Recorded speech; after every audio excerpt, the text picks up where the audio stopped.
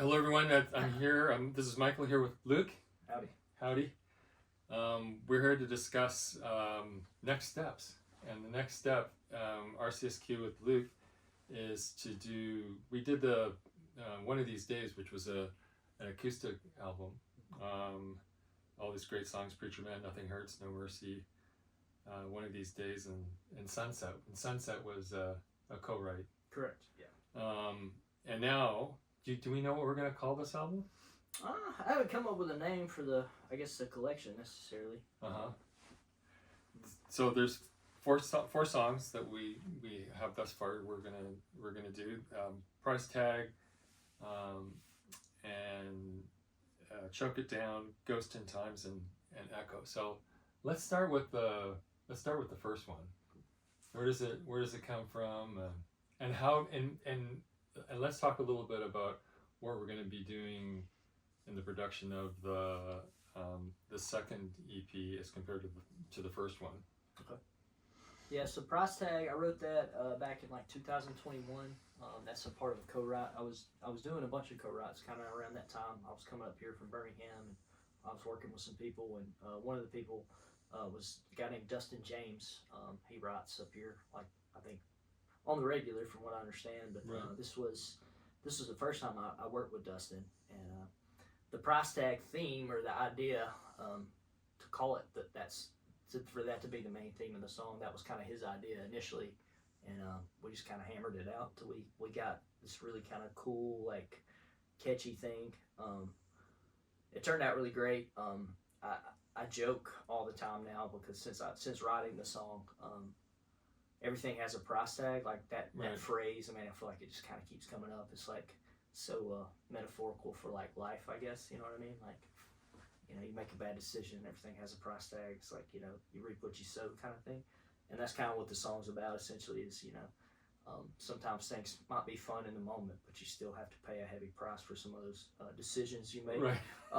You know what I mean? They can haunt you for a while, and I mean, but it also can go the other way as well. Yeah. I was just going to say, to realize that nothing is free. Right. I mean that it takes effort. It takes work. It takes pain in many ways to get wisdom. Yeah.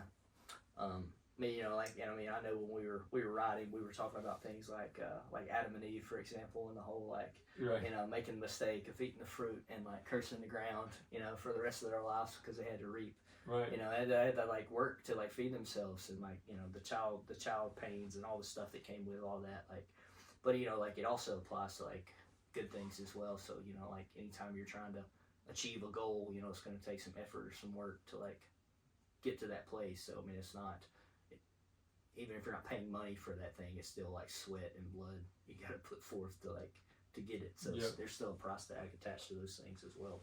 So how did you work out, like, when you're writing the lyrics? Are you writing it together, or is one person doing the lyrics? Yeah, he came in with the idea. He kind of had like a little kind of a hook, somewhat kind of established, and then we kind of threw out situations on like the storyline, or like what we could kind of come up with. And I think I was the one that came up with that idea of like a guy working out of town, he's at a hotel bar, like, he's sees a woman he is attracted to, and he's like takes off his wedding ring, and then she steals his wallet before it's all said and done. Right. It's like, it really cost him a lot towards the end. I mean, she took all this stuff, Yeah. And probably wrecked his life as well. So, yeah. I don't know. I thought that was funny. And then the second verse, I'm pretty sure it was Dustin that came up with that idea. Yeah. It was kind of like a young female, kind of fresh out of college, kind of just running with the crowd and really, kind of trying to pursue that company, like corporate ladder kind of mentality. Mm-hmm. And then,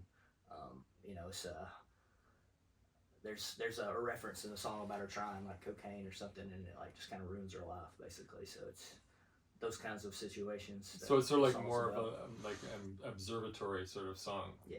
Where you're looking at perspectives of different people, all related to the idea that there is a price tag for everything. What's the style? I mean, if you were to say, is it a fast tempo song? Is it a bluesy song? Yeah, it's definitely going to be like a kind of a blues, kind of groovy, up tempo kind of thing. Is what I want. I think initially it kind of had more of a country vibe, which is kind of more like Dustin's thing. That's kind of what he generally writes for. But I kind of put like more of a blues flavoring on it. Yeah. But yeah, I want it to groove pretty hard. It's a pretty catchy song. I want it to groove I pretty think it's like it's one of those that you can dance to it, but it's Yeah. energetic too. Yeah. You know what I mean? Well, I remember like a couple weeks ago when we were choosing the 4 songs and we were, working together. It was fun to listen to it. But yeah, so is there, when you're thinking about the arrangement, because it's kind of fun ahead of time. I mean, this is a capturing of time even before we've done anything, gone into the studio. We'll be doing it with producing the song with the Blue House Band. And so, do you have, when you say groove and go hard, you want a busy groove, or do you want it an open groove? I want it to be kind of like, and when I say this, I don't know if people always know what I mean, but almost to have like a hip hop flair or vibe to it. Gotcha. And when I say that, I mean like, there's this thing with hip hop music, and it kind of just makes you just want to go. Yeah. You know. Bop. Right, and it's just kind of, it's a lot of the same groove the whole time, Yeah. but it's the way it sits in the pocket. Right. It kind of makes you feel, and I wanted to have that kind of like that pulse to it, to where it kind of makes you want to move a little bit. Cool. You know. So talk a little bit how you mean, because all these songs you are co-writing, and each one is with a different person, or some of them with the same person? Yeah. Well, I mean, the second track it was written with Dustin as well. And just maybe go. Sorry to interrupt, but maybe say how did you meet Dustin? Yeah, so I was coming up here back in like 2021. I was working with a company called SSM Nashville, and basically just kind of we did a series of co-writes with Dustin and with some other people, and we were gonna kind of pitch that to radio and try to kind of get me established and start trying to kind of build a brand, I guess. I did that for about a year, maybe a year and a half, and because of the pandemic and because of some other things that were going on, it kind of fizzled out and didn't really